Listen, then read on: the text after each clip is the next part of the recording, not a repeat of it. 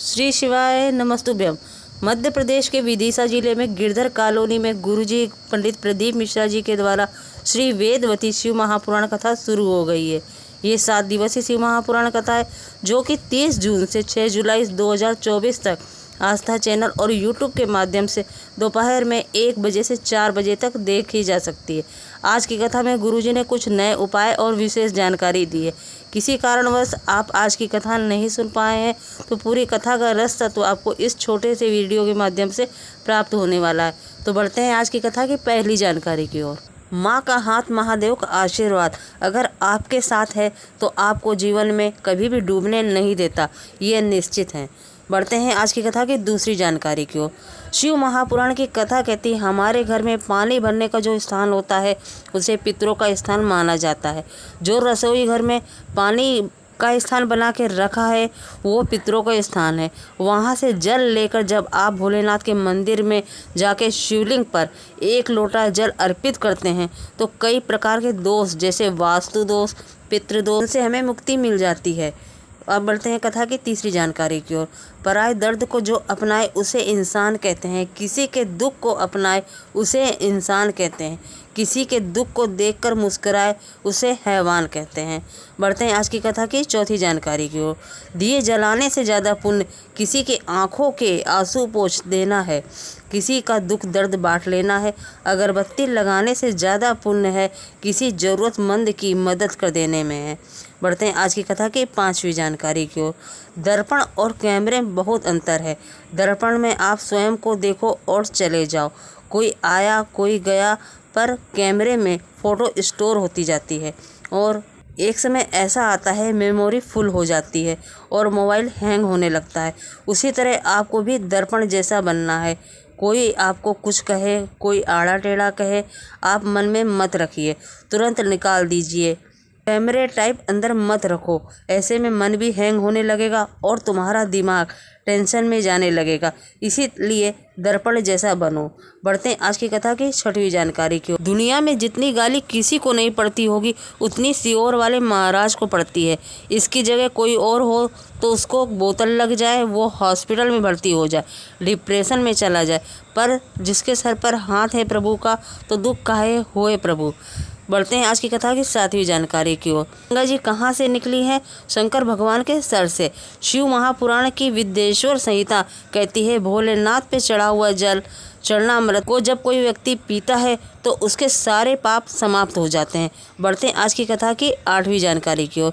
गुरुजी ने एक नए विशेष उपाय की जानकारी देते हुए कहा है प्रॉपर्टी का अगर झगड़ा चल रहा हो, अदालत में पति पत्नी का झगड़ा चल रहा है, भाई भाई का झगड़ा चल रहा है, किसी ने गलत केस कर दिया है, कोई प्रशासनिक कार्रवाई चल रही है, तो आपको 1 बेलपत्र लेना है, 1 समी पत्र लेना है, 1 दुर्वा लेनी है, 1 कनेर का पुष्प लेना है और 1 चावल का दाना लेना है। इन सभी चीज़ों को लेकर 3 महादेव का नाम लेते हुए स्मरण करना है। सबसे पहले 1 बेलपत्र, 1 शमी पत्र, 1 दुर्वा, 1 कनेर का पुष्प और 1 चावल का दाना, ये 5 चीज़ें लेना है।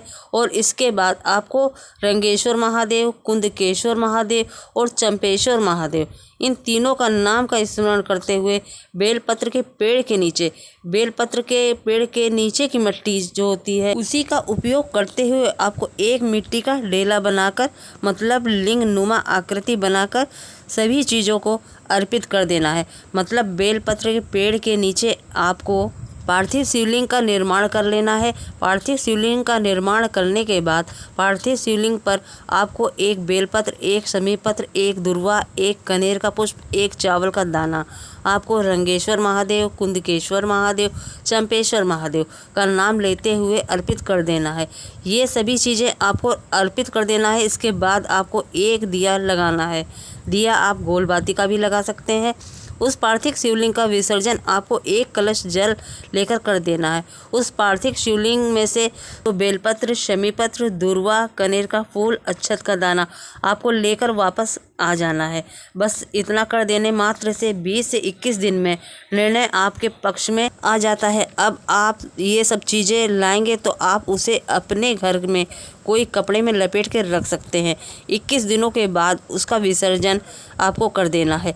ये उपाय आपको सोमवार के दिन, प्रदोष के दिन या मासिक शिवरात्रि के दिन करके अधिक से अधिक लाभ प्राप्त कर सकते हैं।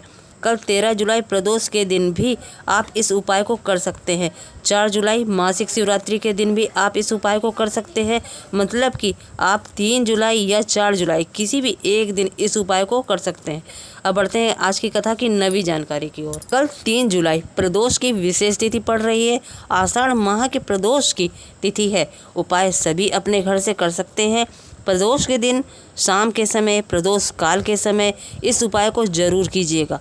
आपको 3 दीपक बना लेना है। 1 गोल बाती का दीपक बना लेना है और 2 लंबी बाती के दीपक बनाने हैं। अब आप सबसे पहले प्रदोष के समय आपको शिव मंदिर पहुंच जाना है और भोलेनाथ के मंदिर में आपको गोल बाती का दिया प्रज्वलित कर देना है। और उसके बाद जो दूसरा दिया है वो बेलपत्र के नीचे लंबी बाती का दिया श्री शिवाय नमस्तुभ्यम बोलते हुए प्रज्वलित कर देना है। और तीसरा लंबी बाती का दिया उससे आपको अपने घर के मुख्य द्वार में सीधे हाथ की तरफ प्रज्वलित कर देना है। जब आप घर में बाहर से अंदर की ओर देखते हैं, सीधे हाथ की तरफ जो पड़ेगा वो दीपक प्रज्वलित कर देना है। ऐसा करने से आपके घर में भंडार हमेशा भरे रहते हैं। घर में किसी भी चीज़ की कमी नहीं होती है। सुख, शांति, वैभव आपके घर में बढ़ता है, समृद्धि मिलती है। तो ये उपाय प्रदोष की विशेष तिथि में ज़रूर कीजिएगा और ये उपाय हर महीने जो प्रदोष आती है उसमें कर सकते हैं। आपको वीडियो ज़रा भी पसंद आ रहा तो वीडियो को लाइक करिएगा, शेयर करिएगा और चैनल पर नए आए हैं तो चैनल को सब्सक्राइब कर लीजिए और कमेंट में श्री शिवाय नमस्तुभ्यम जरूर लिखिएगा। श्री शिवाय नमस्तुभ्यम।